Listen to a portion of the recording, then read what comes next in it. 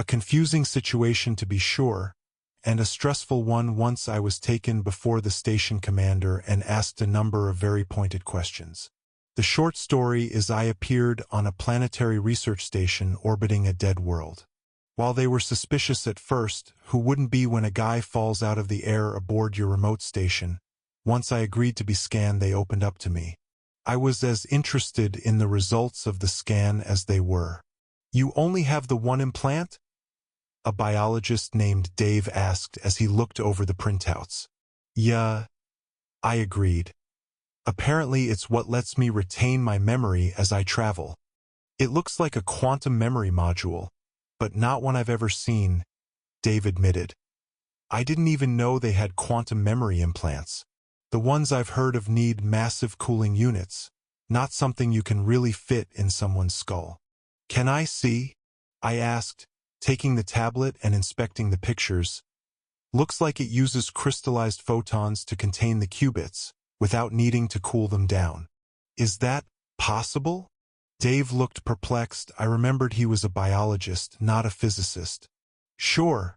Under the right situations, photons can crystallize into semi-physical structures that mimic quantum waveforms."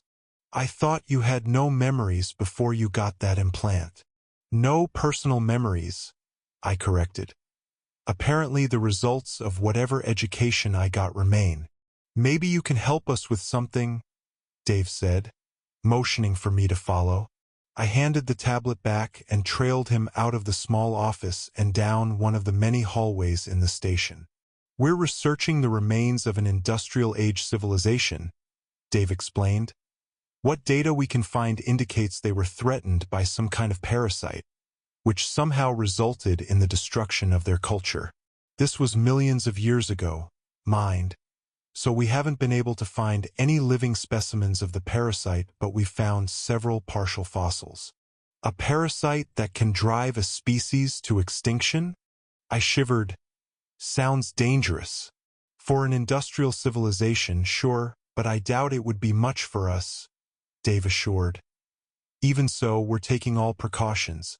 Even if we somehow found a living ancestor that was, somehow, able to infect us, it would still have to get through full biological containment." I was suddenly worried I'd arrived into some sci-fi horror flick, I said with a smirk. "This is a government-funded station. They don't like taking chances," the biologist replied with a similar smile. "In any case, we've only found one mostly intact specimen. The issue is we found it encased in a salt crystal, probably got caught in a flood and was washed into a dead sea.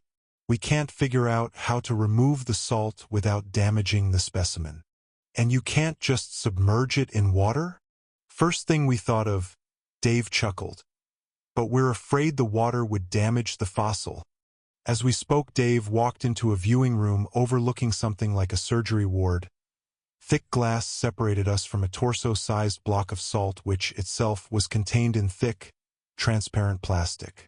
Several figures in biohazard suits worked with various instruments along the far wall, occasionally picking up some instrument to take a scan from some new angle in the hope of figuring something out.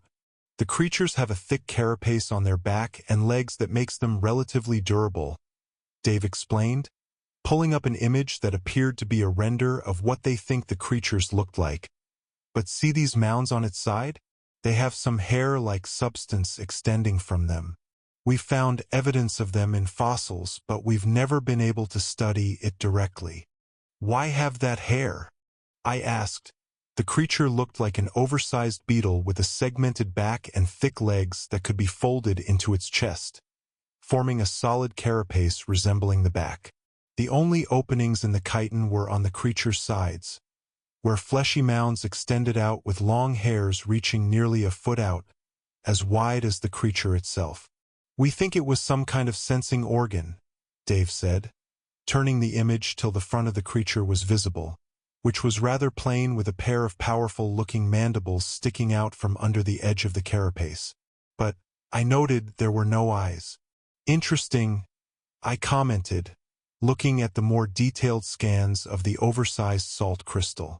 It had apparently taken quite a bit of effort to simply get the entire chunk into orbit without falling apart.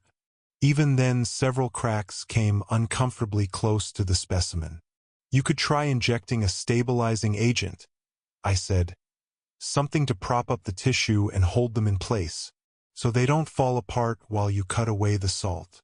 A few small holes would be preferable to shattering the specimen."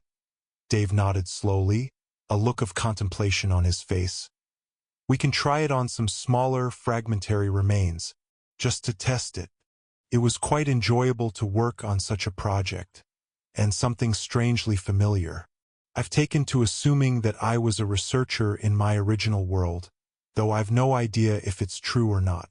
Regardless, I spent the next day helping the team concoct a soft-setting gel that could be injected into the desiccated tissue and support it for long enough to extract the fossil. We actually used samples from creatures that currently lived on the planet's surface, partly recreating the blood plasma analog in order to minimize the chance of the gel damaging the sample. While the others were working on that, I took to studying myself and trying to figure out how the strange implant in my skull worked. Dave had been correct to say it was likely a quantum storage module, but I was more interested in how it traveled with me. The priestess had said that it was possible to take parts of each world I visited with me, expanding my abilities so I didn't arrive in each world with little more than the clothes on my back. With the help of Dave and a few others, who were willing to assist me while the chemistry team worked, we fabricated a few simple implants that, I hoped, would follow me on my next jump. Near as I could tell, the main implant was entangled with my very consciousness, somehow. By the transitive property, I entangled the new implants with the original, hoping they would then follow me in the same way. It was nothing too over the top. The medical machines on the station couldn't handle more than that, but I managed to place a couple sensors along my collarbone, linking their output to my main implant where they could be displayed. I would have liked to do more, but I soon got word that they were preparing to extract the fossil, the injections having been successful. "You're just in time," Dave said. Not looking up from the observation window were several figures in biohazard suits carefully cut away at the salt. While the stabilizing gel would stop most cracks and fractures from damaging the tissue, it was still delicate work. For several hours, various workers took their turns using high-speed drills that closely resembled dental equipment to slowly crave away the salt. And slowly the creature was revealed. It had died with its legs curled up under it, making it look like a large chitin-bound book, nearly 2 feet on the longest side and more than half that on the next. The most delicate work was around the strange fibrous tendrils around the fleshy bumps along the creature's side. It had taken time for the gel to propagate along the thin strands, which was the main reason that was chosen to make the agent chemically similar to blood plasma, but some small, soft brushes and lots of time, and they were eventually freed of the salt prison. "Looks too big and hard to be a parasite," I commented as the suited figures carefully looked over the creature for any last traces of salt. "We assume this is the breeding stage in their life," Dave replied. "There are small channels in their mandibles that, we think, were used to inject eggs into their prey. There are a number of macroorganisms on the planet's surface to whom that wouldn't be more than a bug bite to us. Or rather, there were. The locals hunted them to extinction before reaching the industrial age, like humans did to mammoths on Earth, so these parasites made the jump from those large creatures to the sentient aliens. And were too good at it.